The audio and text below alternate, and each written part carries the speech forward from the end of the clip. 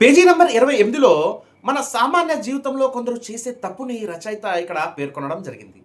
అదేమిటో మీకు తెలపడానికి ప్రయత్నిస్తాను, జాగ్రత్తగా గమనించండి.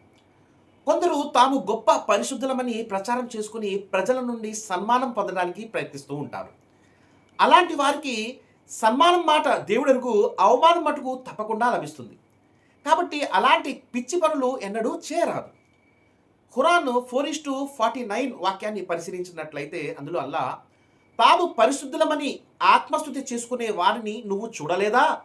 యథార్థానికి అల్లాహ్ తాను కోరిన వారిని పరిశుద్ధులుగా చేస్తాడు.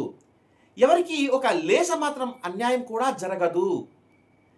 ఇప్పుడు నేను పేర్కొన్న వాక్యంలో మొదటి విషయం ప్రకారం ఆత్మస్తుతి అంటే సెల్ఫ్ ప్రైజ్ని అల్లాహ్ ఇష్టపడటం లేదని తెలుస్తుంది. మీరు కేవలం దైవ ప్రసన్నత కోసం మాత్రమే పరిశుద్ధతను పాటించాలి.